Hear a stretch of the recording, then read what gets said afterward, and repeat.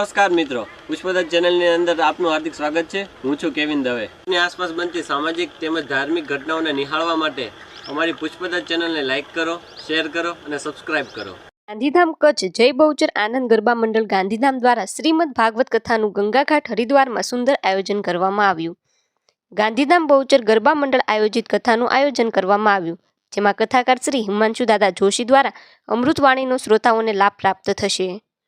કથાના પ્રથમ દિવસે મા ગંગાજીનું પૂજન કરી બાલિકાઓ દ્વારા કુંભગળાનું પૂજન સાથે પોથીની વાજતે ગાજતે પધરામણી કરવામાં આવી। સાથે પધારેલા તમામ લોકોએ સમૂહ આરતીનો લાભ પ્રાપ્ત કરી ધન્યતા અનુભવી। અહેવાલ જયપાલસિંહ ઝાલા, ગાંધીધામ, કચ્છ।